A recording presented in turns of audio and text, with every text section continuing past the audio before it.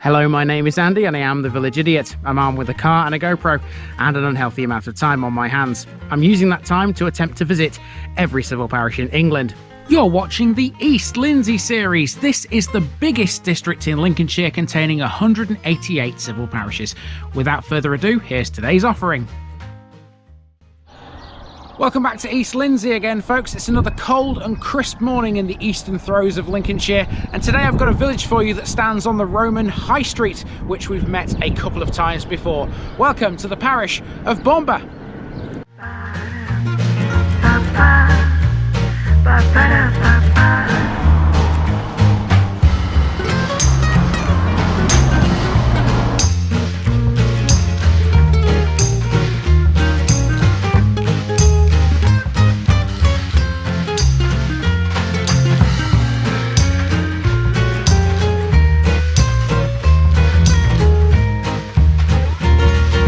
The East Lindsey series is sponsored by Gainsborough Cycles 01427 617 752. For all your cycling needs, this is your one-stop shop, located at 20 Ropery Road, Gainsborough, or online at gainsboroughcycles.com. There's a link in the description.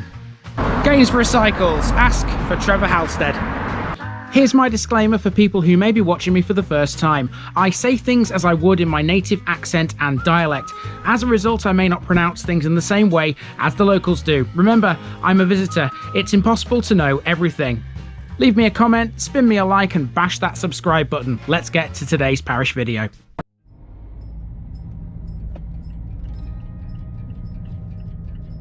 Baumber, Badda's fort. This week in East Lindsey we're taking on Baumber, and in this episode a few things we've already talked about in the area will begin to make a bit more sense. Cast your minds back to the Great Sturton video, where we made a brief mention of Stourton Hall, the estate that went with it, and its owners. It was here within the bounds of Baumber Parish where the hall and its associated buildings were all located. Baumber was part of the estate centred on Stourton Hall, which was located in a 50-acre woodland to the northwest of the village. There's been a house on or near the site of Stourton Hall since the 16th century, but in 1768 the then landowner, the second Duke of Newcastle, sold the estate to Thomas Livesey of Blackburn and Burwell. His ancestor Joseph would build Stourton Hall in 1810. Not much remains of it now though. The hall is in ruins, but there is one part of the grounds that still attracts tourists. Baumber village has its own landmarks to speak of as well. These include a disused water tower, a church which is very wide, a school, and a now demolished pub. It was also famous for racehorses too in the 19th century. It all sits to the west of the Roman High Street, just to the north of Horncastle. Let's get the walking boots on again and go exploring.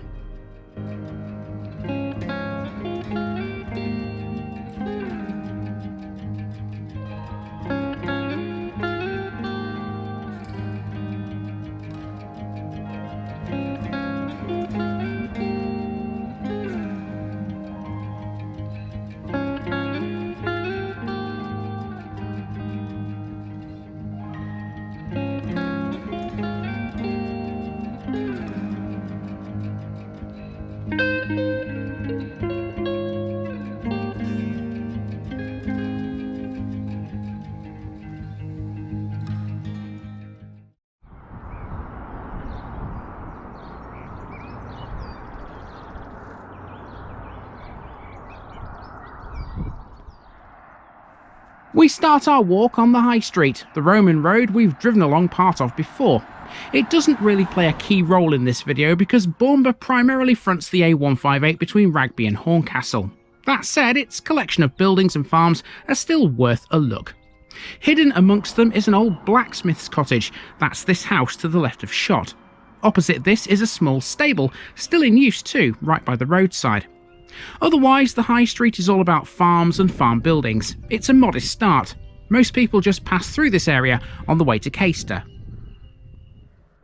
So let's head for some landmarks. Via a public right-of-way over a field opposite that farmyard, we're off to the church. Note the very well pronounced Earthworks here. This isn't the site of a medieval village, rather these lumps and bumps are a great example of the ridge and furrow farming techniques that would have been used out here centuries ago. You can see clear evidence of these simply by looking at the overhead imagery on Google Maps, and trust me, it's not the easiest surface to walk on either. Here's the back of another farmyard before this lumpy path reaches its conclusion. Here we are in the churchyard, and you may notice something rather unusual about this, the Grade 1 listed St Swithin's Church. It's brick, but this one is actually built of stone. Your eyes are not deceiving you, I promise. It was encased in brick in 1758, making the whole building very, very wide. The oldest parts of the original structure are Norman. This church was the burial place of many members of the Newcastle family until 1820. Their vault is underneath the chancel.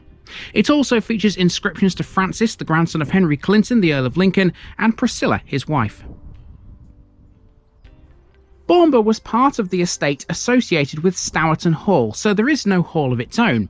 Mind you, this next house comes mightily close to being one. That there is Baumber House, and although it's not listed, it's easily one of the most desirable properties here. It's gorgeous. We're looking at it from a right-of-way that leads to this, a disused water tower. It stands 21 feet tall with a further 5 feet added by way of the cast iron tank atop it. Built in the late 19th century, this would have supplied the immediate area before piped water became the norm. It could hold around 6,500 gallons. The tower stands to the north of this unnamed lane, which flanks the edge of Baumber House before emerging onto the A158, the Lincoln to Skegness Road, which we should all be very familiar with by now. Lots of Baumber's features can be found along here, both current and historic. The old police house is one of the latter. Just beyond this is a garage called Bullwinkle's, and if you look closely, you'll see a patch of land next to that that's been cleared. It was the site of the Red Lion pub, which has now been demolished to make way for housing. Baumber now has no local boozer. Okay, so we're about halfway around the village. It's not the biggest village in the world by any stretch of the imagination, is Baumber. Behind the camera, there's a school called Pilgrim School. I'll just turn it around so you can have a little look at it. Entrance is to the rear via the lane, but there is the school. It faces the A158. There's also a bus stop here too, so there's a few things to catch in this area. Then we're going to head down West Lane, which will take us to the village hall. This is the village's former primary school. It closed as such due to a declining number of children, but has since reopened in a new capacity. Pilgrim is a hospital school. It caters for children who cannot access mainstream education. It has 3 sites: Lincoln, Amber Hill, and here at Baumber. And those who attend it can get to it by bus if they need to. Baumber is served by the number 56 interconnect between Lincoln and Horncastle. That bus stop is still named the Red Lion too, by the way. Here's the parish notice board. Let's tick Baumber off the ever-shrinking East Lindsey list. There are 3 listed structures at this next house. Simply known as the Thatched Cottage, it has a wash house and a pump, both listed along with the house itself. It's the only thatched building in Baumber, but that doesn't imply that the others are any less beautiful. Let's head down West Lane next and see some. Grange Farm Barns greets us on the corner. These are holiday homes, a converted old barn and its detached outbuildings, which now provide people with accommodation. It blends in nicely with the rural surroundings, as do many of the other newer properties on West Lane too. Briefly, we go up Chapel Row. The house on the extreme left here is an old Wesleyan chapel. Built in 1844, it became residential in the 1980s. Next, we pass another lovely little cottage on the bend before West Lane winds its way right again towards the High Street. Next up is the village hall. This sits on a little offshoot track from West Lane and overlooks the earthworky field we crossed earlier. This is the village's central communal hub. I have no date for its construction, but it's clearly a lot more modern than the buildings around it. It's also where the defib machine is located. The remainder of the walk was just a 5-minute amble along West Lane, taking in the sights and sounds of this part of rural Lincolnshire.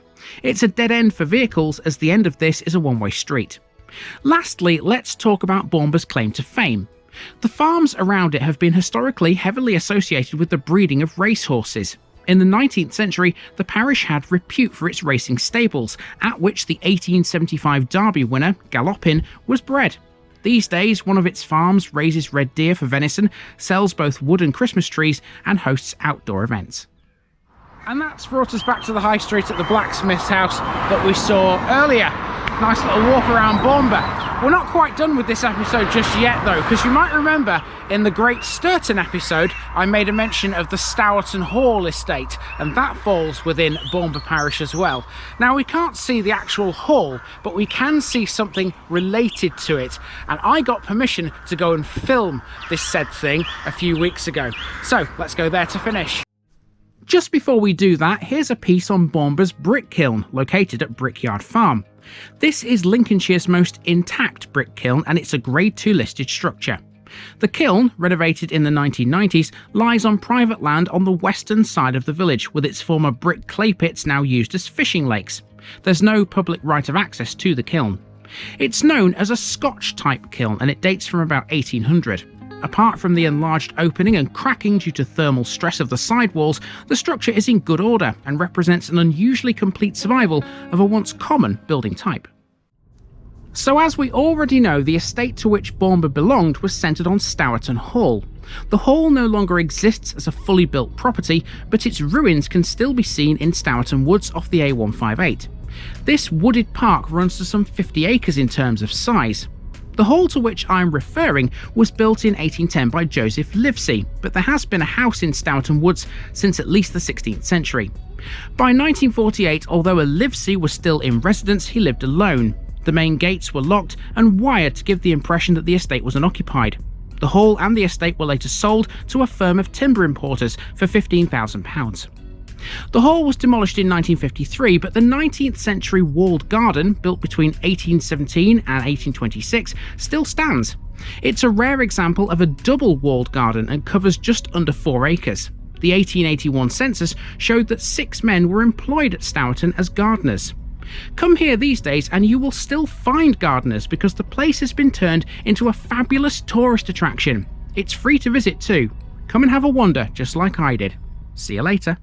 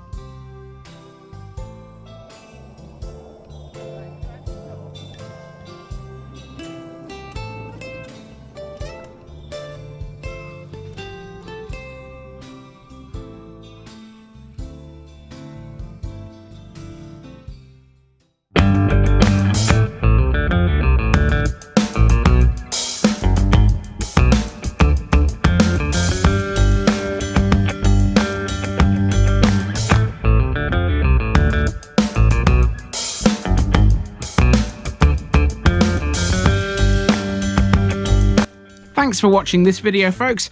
Don't forget to like this episode if you haven't already. It really makes a difference with YouTube. If you're new here, subscribe to the channel for more videos like this, and give us a share too if you've got friends who'd like it. You can find all the links to my social media accounts below, as well as my Buy Me a Coffee page where you can donate to the channel. Also, if you've enjoyed this episode, have a look at some more videos in this series. Until next time, I've been Andy, also known as the Village Idiot, and I'm out.